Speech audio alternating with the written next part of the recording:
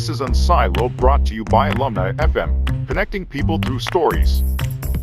Welcome to Unsiloed. This is Greg LeBlanc, and I'm here today with Zach Taylor, who is professor of public policy at Georgia Tech, Georgia Institute of Technology, and also the author of this book I have right here, The Politics of Innovation, Why Some Countries Are Better Than Others at Science and Technology. Welcome, Zach.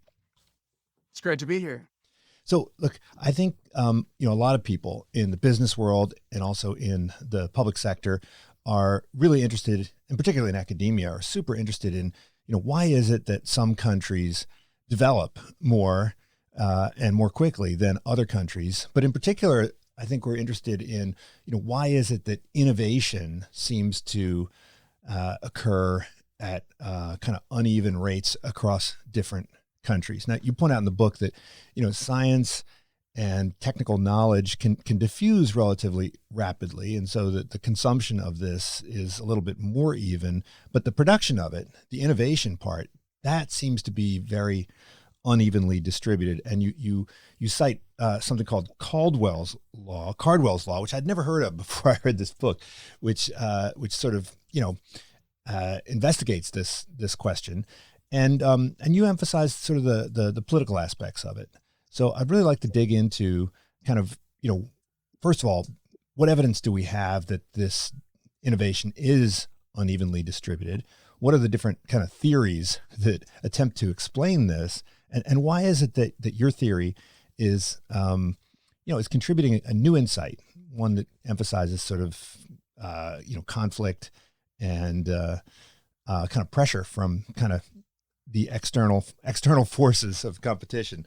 That's a lot to cover, but maybe we'll just kind of start off with, what is this Cardwell's law, and, what is it? What evidence do we have that innovation seems to be uneven and sort of sporadic over time and place? So Cardwell was a historian of science and technology, and he noticed that no nation or society stays in the lead for very long. And that's basically his law, that eventually whoever's in the lead in one generation will fall and another one will take over. And he didn't have a great explanation for it. I got out of this as I was originally studied physics. My first degree was in physics, studied superconductors. And this is back in the 80s and 90s when Japan was the next big thing, right? Yeah. The big challenge to American S&T. And it didn't make any sense, right? France or Italy, these other countries had centuries of histories in this cutting edge science and technology. They had all of the money and support of the post-World War II regime. Meanwhile, Japan was a relative newcomer. It had been an occupied nation without a whole lot of capital, without a lot of natural resources. And yet it was Japan that was skyrocketing from the 60s to the 70s, to the 80s to 90s to become the leader that was threatening even the great United States, right? Surpassing its rivals in Western Europe. And this didn't make sense. And you can tell stories like that going back through history. So that's what first started getting me into this, because as a physicist, you're trained that, science is all about efficiency and coming up with the right research and the methods. But the deeper you got into it, you realize there was a lot of politics that went into deciding which were the right questions to answer, which were the right methodologies that you would use, and which labs got the funding or not in order to pursue these, and then which got published or not. That there was a political aspect to it, and that this wasn't being picked up on the sort of economic side, on the politics side. So I came from that trajectory, wanting to bring these insights from, I guess, inside the lab as I experienced, into the social sciences, into economics and politics. Right. So in particular, you're talking about the uneven distribution of science and technology, not necessarily the uneven amount of economic progress or development, but there does appear to be a strong correlation, right, between advances in science and technology and kind of economic growth. Definitely. And that's classic endogenous growth theory, Yeah. right? For the economists listening, the countries that come up with the new ideas and implement them in the form of new technology, their economies can expand quite rapidly, get a lot of productivity growth, economic growth. But you don't necessarily have to invent this stuff, right? Mm-hmm. You can beg, borrow, cheat, steal, copy, import, buy, and sort of skip ahead. And this is what a lot of the East Asian countries get accused of, right? Japan, Taiwan, South Korea, that they didn't invent a lot of stuff. Nevertheless, they were able to outcompete and then innovate on their own on top of whatever they imported or copied and still be quite competitive. Whereas other countries were not doing this. And the kicker is a lot of this stuff, a lot of the science is open source, right? It's published in the journals. So you can go, you don't have to do a lot of the original science. You can just pick up the journal articles. You can buy technology and reverse engineer it.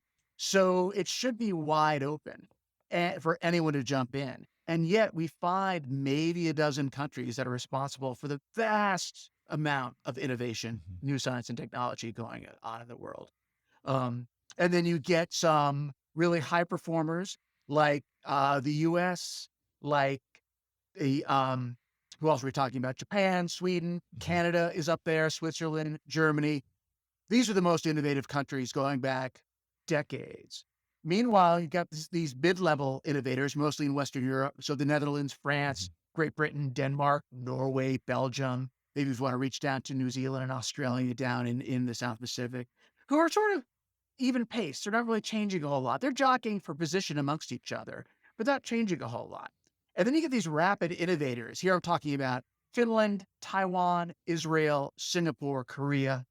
These are folks that were barely innovating at all. They weren't even on the map, or maybe they were mid-level innovators 50 years ago. And they've taken off through all the mid-level innovators and into the ranks of the highest level innovators within a generation. So why are these guys doing it and not some of these Western European countries? And there are all sorts of theories out there that try to explain it, but none of them do it very well. And that's sort of where I saw my stuff coming in.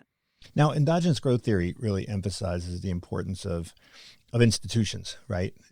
You have to provide incentives for people to invest in innovation. And so, part of this is about providing the infrastructure of property rights, right? But also some people emphasize the importance of, government investment in things like, primary research and development, and education, and so forth. And I think you kind of walk through the 5 pillars that more or less everybody agrees are important in this story.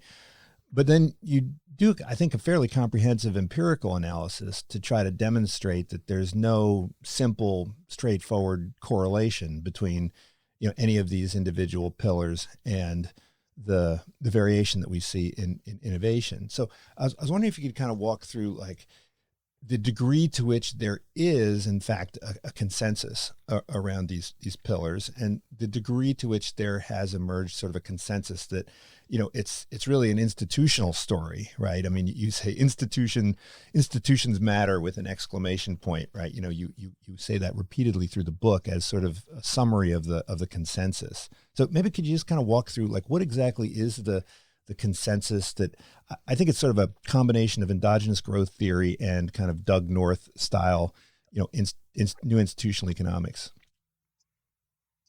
Exactly. There's a general consensus about how countries can be more innovative, right? You want to subsidize education, especially in science, technology, engineering, math. You want to provide intellectual property rights to give individuals and their firms a little bit of a head start in bringing these new inventions to market and creating products. You want to subsidize basic research in science and technology because the risks are very high and there are tons of spillovers that can happen.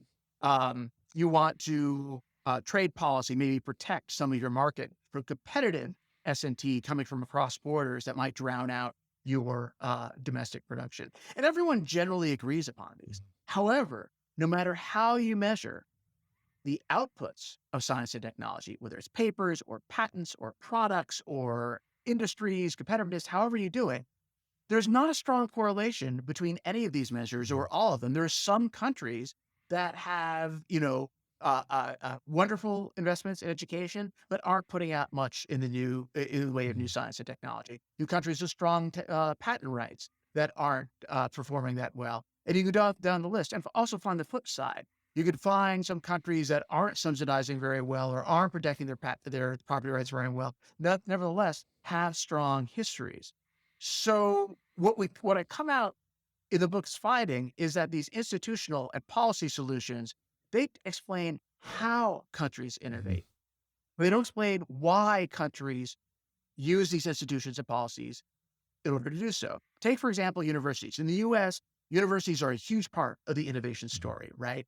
A lot of basic science and technology comes out of the universities, a lot of spin-offs, garage startups, and they go out to the public sphere. And that's great. Or it's university research that goes into the military, then that gets into the public sphere in terms of products.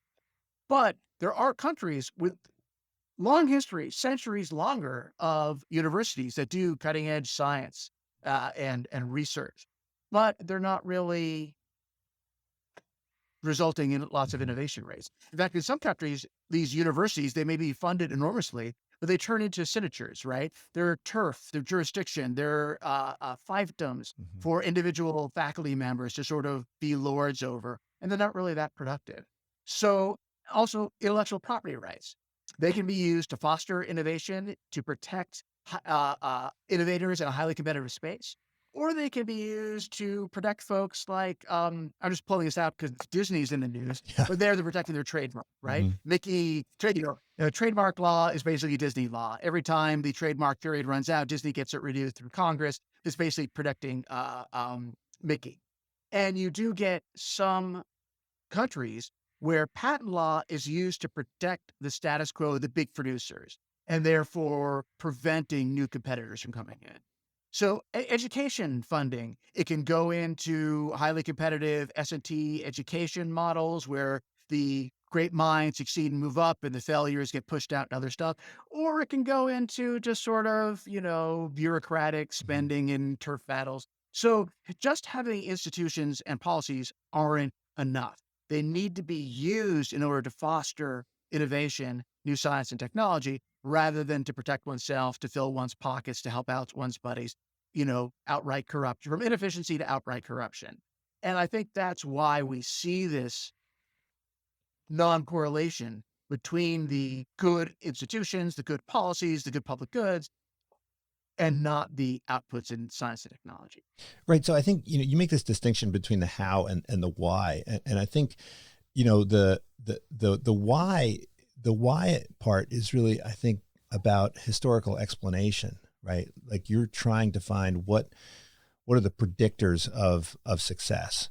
But, you know, people also are interested in kind of policy advice. So if we take the policy advice part of the story, if a policymaker came to you and said, "Hey, listen, I'm really interested in fostering the conditions for development, growth, science and technology advancement, and so forth," you would still recommend a suite of policies that line up very closely with these five pillars, right? But you would presumably say, yeah, but if you want to make sure that it gets applied correctly, you need something else, right? You need some extra kind of motivation that's permeating all the actors in the system, right?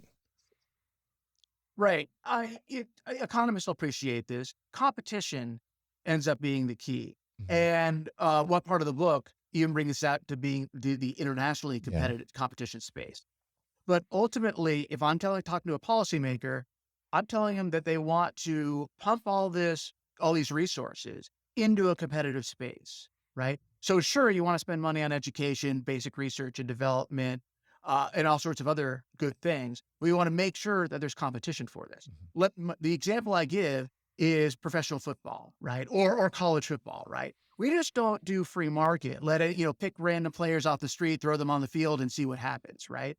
We train, choose the best competitors out there. We give them, coaches, weight rooms. We give them nutritionists and special diets and advanced training.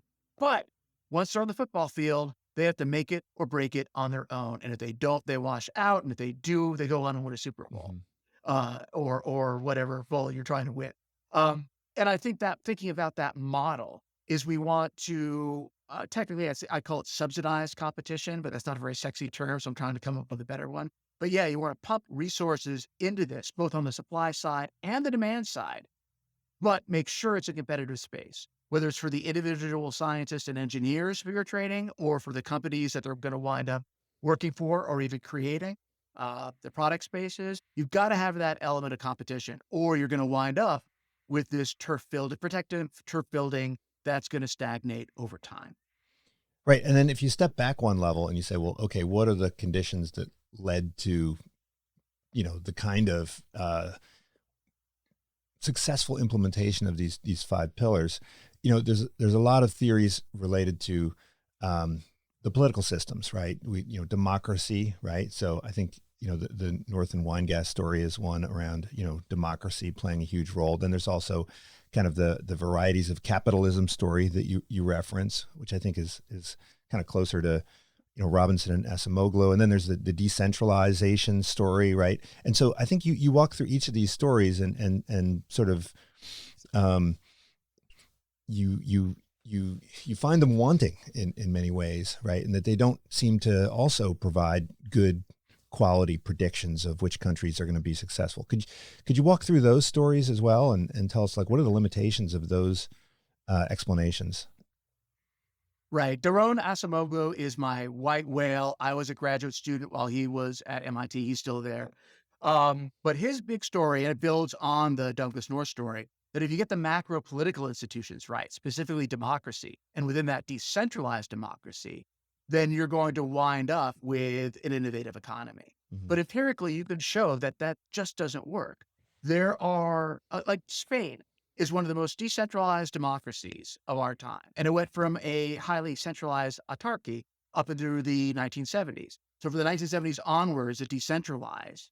And during that period, its innovation rate has not changed relative to other countries, right? And we have countries that have become more centralized. Japan has edged a little bit more centralized. Other countries have edged more centralized. And yet their innovation rate has not changed.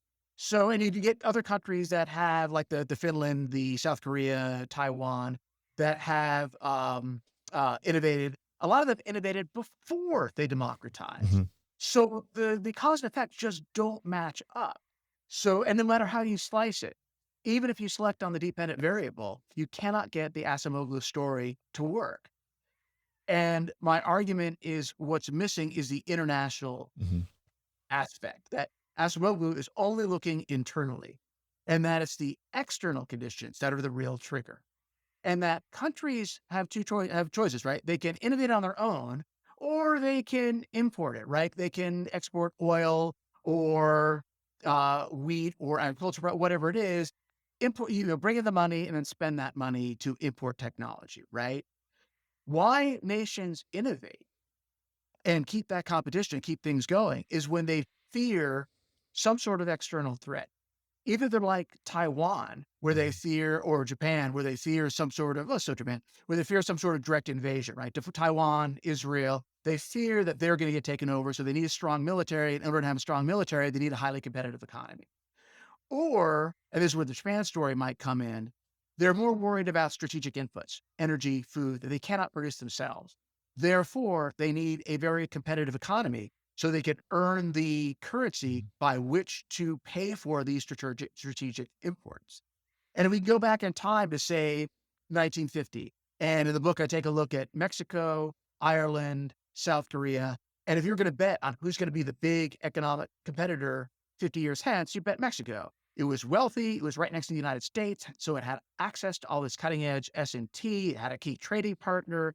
It had the money to afford it with all the oil. And it was already relatively developed compared to the other two. South Korea and Ireland were fringe economies. They were agricultural basket cases in a lot of ways, but each of them in their own way felt a certain threat. Mexico, there's no real threat from the United States, right? They're not going to get invaded. They're a partner, and they have plenty of oil, and they have a lot of agricultural production, so they can afford whatever they need.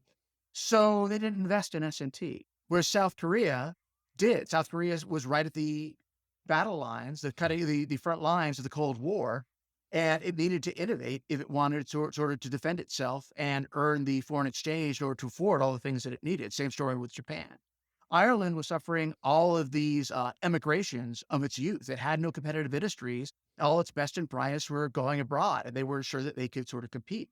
So they began to develop some of the institutions that other countries did, although they did it not too much as an extent because the threat wasn't as much. Sorry, I've been babbling on. Let me stop and see if you can plug in a question or a counterpoint well, if you want. It reminds me a bit of, I think it was Charles Tilly that made this argument about kind of the emergence of Europe, right? And he said that it was kind of driven by by warfare, right? And the constant competition between these kind of fragmented states in Europe. But you're not referring to war specifically, right? You're referring to external threats kind of more generally. And I think the nuance there is that even that's not sufficient. It has to be that the external threats are greater in magnitude than the kind of internal divisions, right? And if the internal divisions are Right. too big, then they'll kind of overwhelm. So, I mean, empirically, so first of all, I'll talk empirically. There seems to be support for this, but let's work. Could you go into the mechanisms for this, right? So, why exactly does So you it work mentioned that a way? key part of the story that we've left out till now. That is that science and technology are distributed. They Hmm. create winners and losers. And that's why it's not a no-brainer to invest in S&T. Because when S&T takes off, jobs are going to be lost, companies are going to be destroyed, status quo industries are going to go away, and a lot of people are going to lose out. Also, where are you going to get the money to spend on the S&T, right? You're going to have to tax people, spend less on, say, welfare or subsidies in one area in order to fund the S&T research development in the other. And those losers from S&T are well established. So they're going to say, no, no, no, no, no. We don't want that new tech. It's dangerous. It's a threat to our culture, right? These are long-standing industries or sectors in our country that have been there for ages. The Japanese did their defense of the rice industry, right? Even though they've been able to shift other monies Hmm. over, or just the rich and the poor. If one geographic region is going to benefit, or one ethnic group or religious group is going to benefit at the expense of others, then the other one is going to push back. Hmm. So there's all these distributive politics within the country. And my argument is when these distributive politics are higher than the external threat, when your sense of threat from your rival within your country is bigger than your sense of threat from something outside the country, then you're not going to invest in Hmm. S&T. After all, why should I make this other person rich at my expense? What's the motivation? The motivation comes when the external threat gets high enough that we're going to lose everything, right? It could be a war, but it doesn't need to be a war. It could be a threat of war. It could just be a threat of we're not going to be able to import energy or food or some other strategic thing that we need in order to survive as a country. And it's those negotiations in which people say, okay, we are willing to bear the burden. And there may be some deal making within the country to compensate the losers for the expenses that they're going to make. Yeah, I found parallels between your story and the story that we hear very often at the corporate level, right? So corporations are always trying to figure out, how to innovate, and usually it's the corporate immune system that kind of shuts down these efforts at innovation because there's going to be losers, right? In particular, the folks who are kind of at the top of the heap, on top of the kind of cash generating parts of the business, the parts that are doing well, the folks that are entrenched, and those folks are going to be dislodged, right? Maybe there's channel conflicts, right? You're on the sales team, and this new initiative is going to kind of undermine and compete directly with whatever it is that you're selling to the clients and the customers, and so.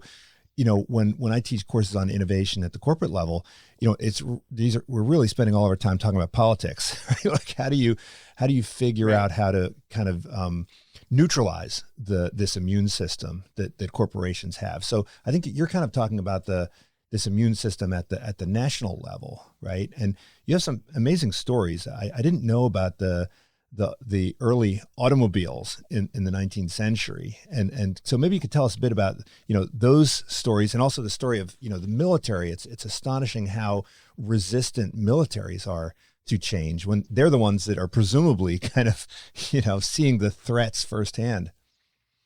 Right. That's a great chapter. I love telling these stories because they're so surprising, and the politics are so fun and interesting. So we think of automobiles as being invented in the 1890s, and these people futzed around and they really took off with Ford in the early 1900s, right?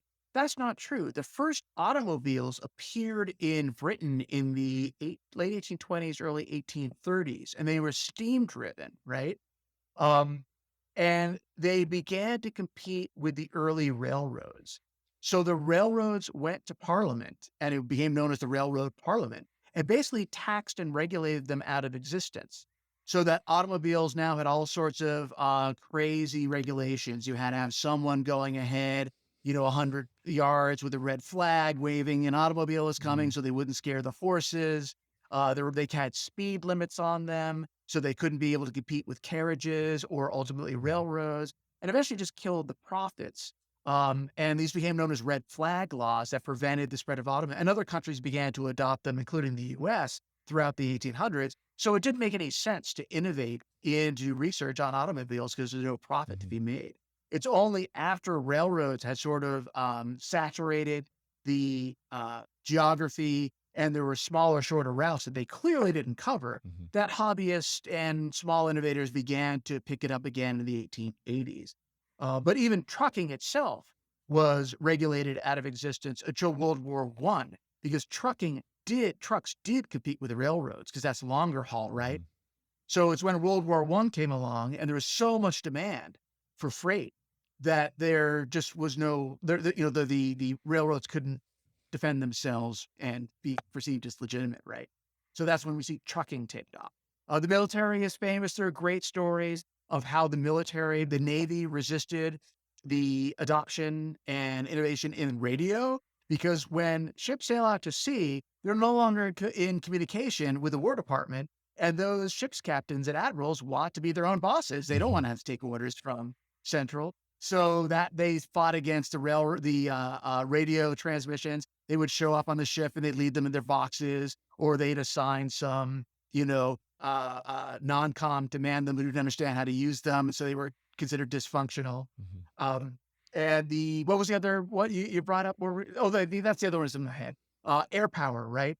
So the fighter pilots in the Air Force have resisted all sorts of technologies, cruise missiles, and recently drones, for years, because they saw them as in competition with their own mission, right?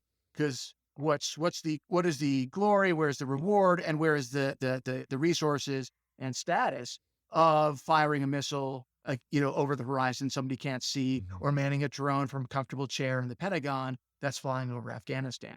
So although these technologies are now commonly used, they took years to overcome lots of internal politics in order to get so. You also use the example of the kind of the blood testing around HIV, right? And kind of resistance to that, which is, a really shocking story, right? Where it's, you see, it seems there are vested interests pretty much everywhere that science and technology can impact. Yeah, the blood story is horrifying. Blood is a business, and blood transfusion it's a global business with big players, both in the US and all over the world. And when HIV appeared as a threat to this back in the 1980s, they sort of pushed back against any sort of regulation and foreign competition. So they wound up spreading tainted blood, and it's especially bad throughout the hemophiliac communities, which needed it to survive. And it's basically known as a Holocaust those years within the hemophiliac community, because huge percentages of that community simply died of HIV because the blood business refused to be regulated, refused competition. In Japan, they didn't want healthy foreign blood coming in. So they argued that foreign blood was different and Japanese blood was safer. And they had all sorts of reasonings. And it was really, and France did something similar, where they didn't want the foreign competition coming in. So they kept out safe blood while they developed their own technologies. And in the meantime, tens of thousands of people, if not hundreds of thousands, died or spread the disease. Right. So and people went for jail this eventually. Yeah. I mean, so look, we see vested interests more or less everywhere blocking change, right? Just purely out of self-interest. In the corporate world, we sometimes talk about it as, a mindset, right? Where when it's not in your interest to see something, you don't see it. But here it's quite explicit that this is a matter of self-interest. And it goes back to the, Luddites, right? Who saw their jobs as being jeopardized by the advancement of, automated, looms and machinery in textile business. But how do you overcome this, right? So, I remember the Kosian story about how the railroads kind of plowed through this, and it seemed to happen at the court level. But presumably, if Parliament wanted to obstruct it, Parliament would have obstructed it. So does it play out in I mean, Mintz or Olson would say that the longer you go with kind of stable political architecture, the more entrenched the kind of vested interests will become. And I think you challenge that notion. You say that it's not about kind of the amount of time that goes by with kind of stable political systems, but really has a lot to do with kind of anticipated threats. Right. I do think that there is not a whole lot you can do domestically because it's human behavior, right? You're looking out for your self-interest and our systems. I mean, whether you're geared for it or not, people are going to look out for their self-interest. I mean, the experiment with communism during the 20th century showed that even in those societies where people are born, bred, and raised to, think about the community, people still look out for their self-interest, and you get even worse corruption and stagnation. Rather, I do think it's accentuating the very real external threats, whether it's foreign competition, or whether it's things like climate change, aging, disease. We can use these, and maybe our experience with COVID has shown that there are limits to that. Nevertheless, the Trump administration and Congress, which in their rhetoric tend to be anti-university, anti-science, anti-elite, and even against the spending and taxation that goes along with funding these things, they threw in big to support all the spending that needed to be done to get these tests, treatments, and ultimately vaccinations in record time in a shockingly partisan and domestically divided environment. So when the external threat comes along and it's real, we react. So I think, and there's a danger in that countries will be prone to hype up an external threat to get this. Yeah. I think we've done this, and so are the Chinese, the Russians, and that can be dangerous in ways I discuss in the book.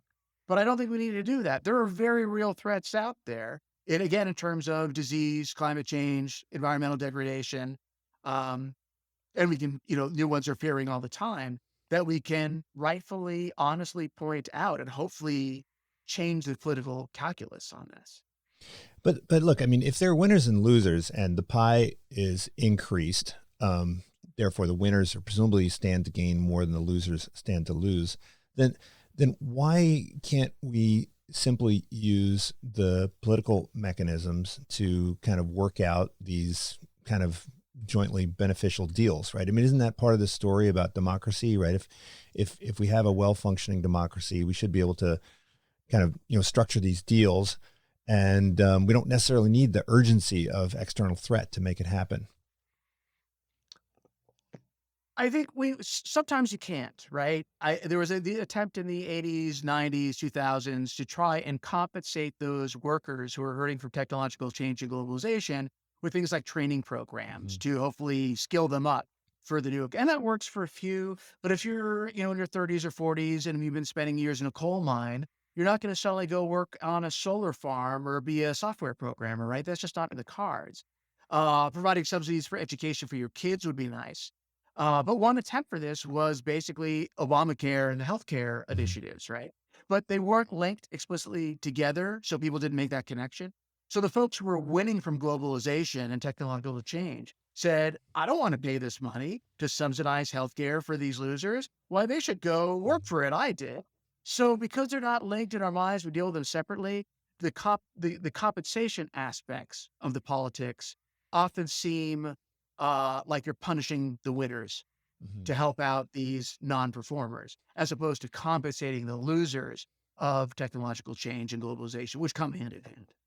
And so how does the threat actually change that calculus, right? Does it make the losers kind of more willing to accept being losers, or does it provide the politicians with the rhetorical means to get the winners to feel less bad about being winners, right? How does it actually work? Does it have to work through public awareness, or is it simply the awareness of the political leadership that matters? The political leadership is key, but I think the greater the awareness, the better. Whenever we've gone through a lot of these external threats here or other countries, often there is a willingness on both sides. The losers are willing to accept a lot of the sacrifices, and the winners are willing to pay more higher in taxes or subsidies or status or whatever to compensate. So I think it's people sort of coming together in a sense of mutual self-sacrifice because there comes a sense of status, right? Um, you know, schools and teachers were getting beaten up for years in the public media until COVID came along, and all of a sudden they're frontline workers, Mhm. right? They're heroic ones teaching the kids, and same with other frontline workers who are managing the grocery stores or in the hospitals. So for a while we were going through the emergency, they became sort of high status. We got to throw our resources at them. And now that it's subsiding, we're getting back to sort of normal politics. But I do think we see this on a regular basis. And again, the temptation then becomes to hype up a threat. And we Mhm. see our politics do this all over the place. And there are dangers in that. But again, there are real threats and real concerns. We don't need to hype stuff up. Well, I was wondering if you walk through some of the case studies. So I thought Israel was fascinating case study because, right now we think of Israel as startup nation, but when we go back to the 50s and 60s, I mean, it was like kibbutz nation, right? I mean, they were, growing onions and stuff, right? That was sort of their pride. How did this transformation take place? Right. So the two messages of the book, and some of it is definitely aimed at economists, is most economists, when I read the debate, think that innovation is a domestic story and an institution story. If you Mhm. get the domestic institutions right, innovation will flow. And that's the Douglas North, Daron Acemoglu story. I'm saying no, it's an international story. And we talked a little bit in the terms of domestic versus international threats. And it's not just an institution story. You don't have to just get the institutions right. You need to get the networks right, which is what Israel did. Mhm. Because Israel during the 60s was this quasi socialist agricultural state. No way you would bet on them as being a Mhm. technological leader a generation henceforth. But they encountered a drastic flip in their threat scenario. Up until the 60s, it was a fairly divided country and it did not face as hostile an environment. The Arab countries, Muslim countries surrounding them were divided amongst themselves, and some were secretly helping Israel. So Israel was relatively secure externally, but it was fighting among different factions Mhm. internally. That flips in the late 60s, when the Arabs begin to unite against Israel, and the Israelis now facing this cohesive threat. And the second generation of Israeli citizens are sort of being reaching adulthood, and they're more sort of thinking of themselves cohesive as Israelis rather Mhm. as these individual factions. And what they do is they start these networks. They realize that innovation really matters. So they create they subsidize the research and the education, all those institutions that the economists care about, but they start creating networks. Internally, they circulate they started in the military, these elite military units where they start bringing the best and the brightest to study and train in technologies oriented towards defense, but with civilian applications. So electronics, software, hardware, in addition to weapon systems. And then after several years in these military education and research environments, they let them cycle out into the private sector where they start forming their own companies. And then over time, these people in the private sector will cycle back into government so they understand science policy and what government can do, and then cycle back out. So they create these networks between government and the private sector so that they know each other and they have knowledge of what each other can and cannot do. And the result was you get these fairly competitive companies domestically, but they don't get how to do marketing, distribution, financing internationally. So supported by the Israeli government, what these people do is they start forging networks internationally, tapping into the Jewish communities in New York on Wall Street so they understand finance, over in Silicon Valley so they understand marketing and distribution in terms of high tech companies.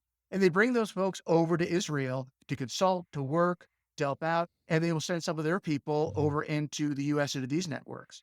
So they start developing these networks, not just domestically, but internationally around because science and engineers get science and engineering and they know how to build prototypes. They don't get necessarily marketing, finance, distribution. You need to be integrating these folks into these networks, and the government was very supportive. Same story in Taiwan, very similar story in Taiwan, right? Mhm. Taiwan, relatively agricultural basket case, uh, protected by the United States. But as recognition begins to slip away from Taiwan and China begins to rise as we get into the 1970s, they begin to worry about their own ability to survive as a state.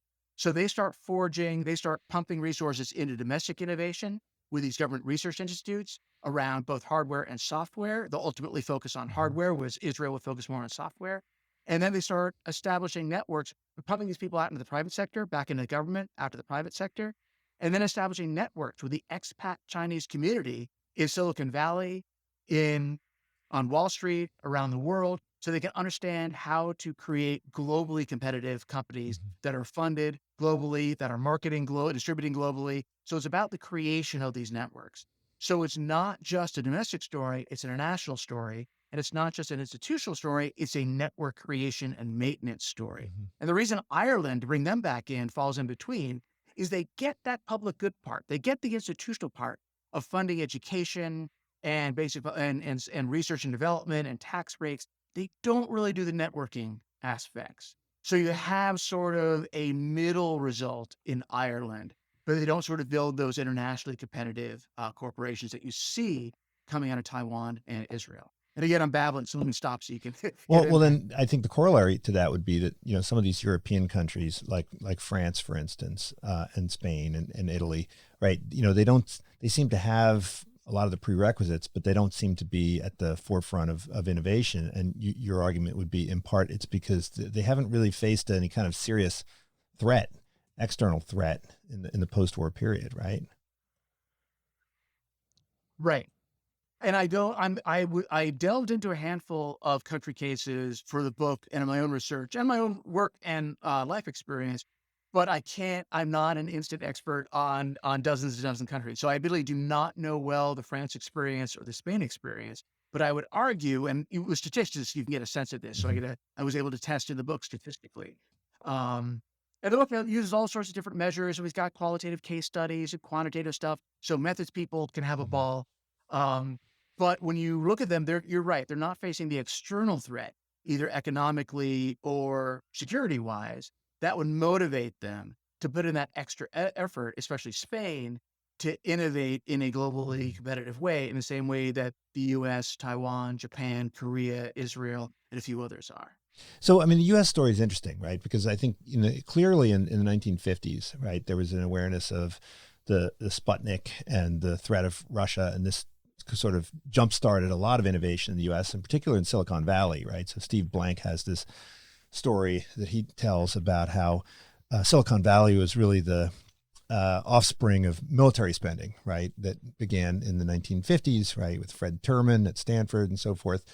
And that takes you up through the 60s and the 70s and the Cold War period and so forth. But, from about 1989 until, I don't know, sometime fairly recently, the U.S. by many measures was really kind of short on real legitimate threats, right? And yet there seems to be quite a bit of innovation that took place, and the U.S. seems to be kind of at the forefront of a lot of the innovation, certainly at the corporate level. Is that a mischaracterization? I mean, is the threat of after 9/11, the threat of terrorism, was that sort of sufficient to kind of motivate investment in innovation? Was it the threat of China that people have become increasingly concerned about? How does the U.S. experience support or kind of undermine the argument that you're making? So one, it does these threat perceptions don't turn on a dime. Hmm. They don't ramp up in a month. They don't disappear in a month. So it takes years Hmm. for these opinions to change. But I would argue you did see it after the end of the Cold War. We continued on the sense of the threat, but there also became a rise, and we saw it during the late Clinton and into the Bush administrations, and then onwards, of sort of anti-science, Hmm. anti-elite, especially in biology, right? So sort of these filtering through the Hmm. politics, and then politicians taking advantage of them in an opportunistic manner.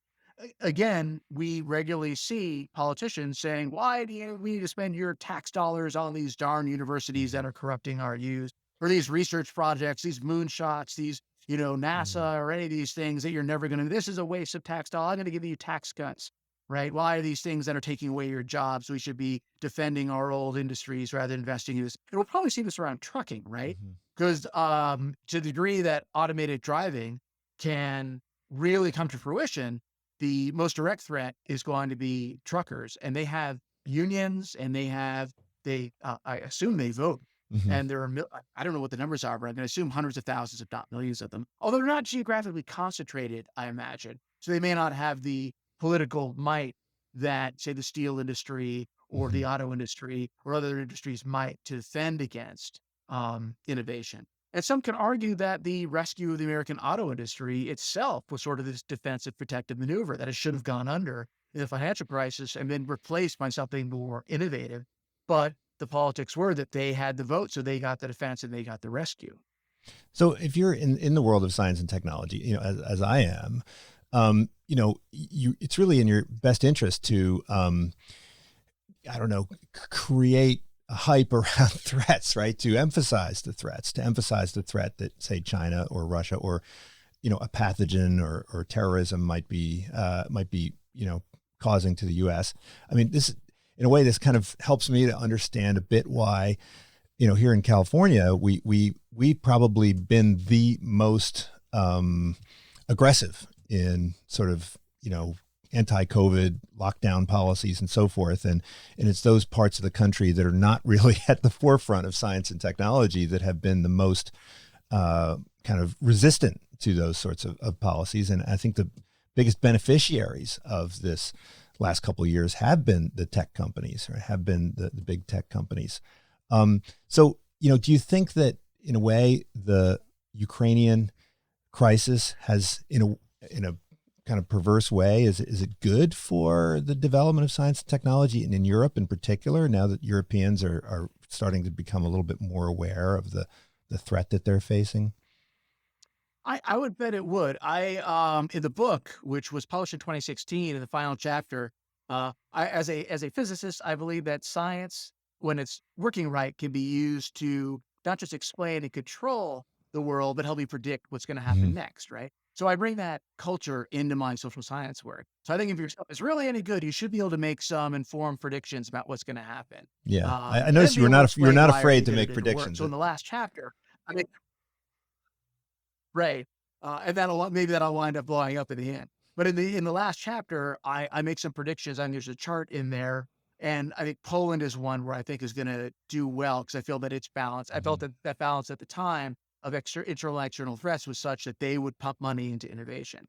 I think that Eastern Europe, all these countries bordering Russia, they're going to start be willing to pump more money and resources into innovation and politically be able to bargain to allow it to support it and allow it to happen. So in my own retirement fund, I was actually being able to look at some sort of these exchange traded funds that deal in Central and Eastern Europe with some of these countries, saying, yeah, maybe I should put some money into those, see what happens. So yeah, I do think we'll see them as the longer this persists and the more Russia is a real existential threat to these countries, and it is in no uncertain way, they're going to start pumping money in, because even if they're not going to develop their own weapon systems and defense systems, they need to earn the foreign exchange that will give them access to these defensive technologies. And Mhm. the only way they can do that is through a competitive economy. Right, but you point out also that, we don't need this to be a military threat, right? It could be a pathogen, right? It could be global warming, right? So anytime we create awareness around a kind of external threat to the collectivity, this is going to kind of reduce resistance to investment in science and technology, right?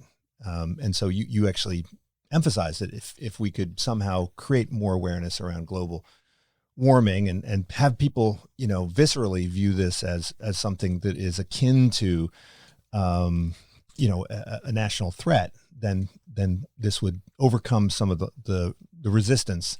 It would basically make it easier for the losers to kind of get out of the way, so to speak. Right. I think we are seeing that, right? We are seeing, electric vehicle adoption is slowly picking up. I think we do see people shifting into these new vegetable-based food products like Hmm. Beyond Meat, et cetera. All of these aspects are beginning to get more investment and attention, not just from the private sector, from the public sector as well. Now, obviously, your environmentalists are going to say it's not enough, and I'd agree, but the people are beginning to support their governments in these investments and in help and both in spending and regulation to foster greater technological change in these areas. Mhm. It's slow because the loser industries, and I don't want to just blame oil because we're consumers Mhm. of carbon-based industries and we benefit tremendously. So I think it's while oil producers and distributors are part of the problem, so are we as Right. consumers.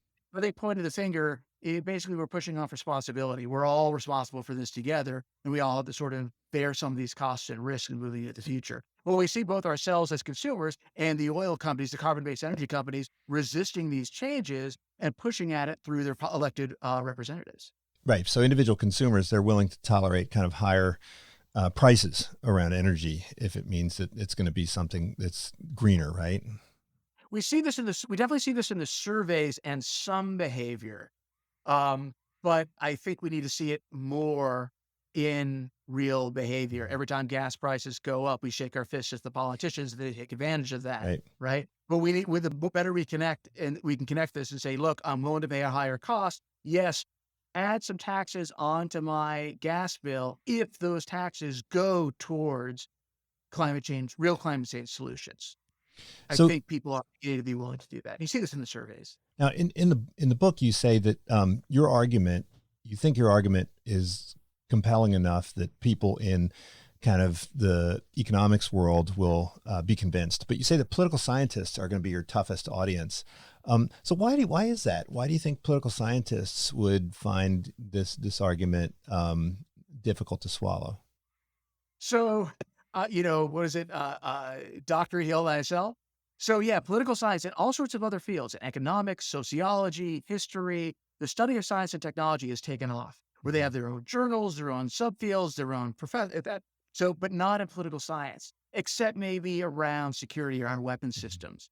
And I think it comes back to competition in that economists are competing not just in universities, but in government, in private sector for funding, attention, all the things that economists want. So they need to innovate within their own fields. And this is an area for them to innovate in a way that's relevant to their constituencies. Mhm. But I think political scientists have a much smaller constituency, right? To the extent that they'll inform political campaigns, this is probably irrelevant. But most of, you don't see political scientists being featured on CNBC. You do see economists, right? You don't see them on Bloomberg. You see a lot more economists in policymaking circles than you see political scientists. So I think we're too incestuous. So political science tends to focus on the same questions, dozen questions or Mhm. so, generation after generation after generation. And good stuff does come out and progress does come out, but they're very resistant to new questions. And one of the big examples of this is when the great financial crisis hit in 2007, 2009.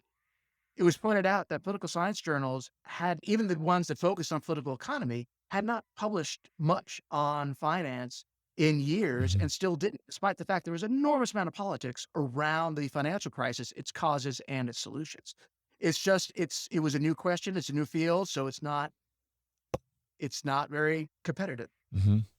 Well, so last question. A lot of people talk about how divided the American political landscape is, um, and so I guess the question is: do you think that the emergence of external threats, or at least greater awareness of external threats, can suppress that division? Right. So, I mean, in your story, I think you've got this internal conflicts and external conflicts, and they sort of are evolving independently of one another. And then when the external conflict gets to be greater than the internal conflict, that stimulates the investment in science and technology. But is there kind of a feedback loop, right, where the strength of the external threat can maybe suppress some of the internal conflicts? Definitely. Politics, and I'd argue a lot of economics, is all about in groups and out groups and how they get formed and how they change over time. So to the degree that, and ultimately they have to come down to real threats and opportunities, right? You Mhm. can make up stuff, but only for so long until it bites you in the butt. So ultimately, to the degree that these external threats are real, I'm hopeful for going forward, but I do worry about us, the Chinese. We see the Russians doing it now, fabricating Mhm. or exaggerating external threats to the extent that we might want up accidentally getting into a conflict that we never intended or never needed, but for the fact that we need some sort of external threat in order to, organize people into a preferred coalition. Well, I mean, politicians do this all the time, right? They create That's an their job. awareness of a threat, real or fictional, right? Whether it's, immigration or, you know, um, uh, foreign imports, or they manufacture these threats. But I think part of what you're saying is that, hey, there might be a strategic use for that, right? That could, if kind of kept within limits, um, accelerate the development of these public goods. There is. And I think great politicians are good at not just thinking about policy, but about combining that with building coalitions and campaigning, the marketing part. And folks like, Trump is great at the marketing part, but he's not so thoughtful about the policy part, I would argue. And he can build some coalitions, but they're kind of limited to a certain degree. Reagan, uh, Clinton, Roosevelt's sort of combine these better. They tend to be better at mixing the policy, the campaigning, and the coalition building. And there is an art to that. Mhm. And I think we as voters should always be on the lookout for politicians who have that vision and who are are skilled at the politics and are thoughtful about the policy. If you combine those three together, you've got some winners. Well, great, Zach. Thank you for joining me today. The book is Politics of Innovation. Definitely worth a read. Why some countries are better than others at science and technology. Hope to talk to Thank you you again very soon. much. This is Unsiloed, brought to you by Alumni FM, connecting people through stories.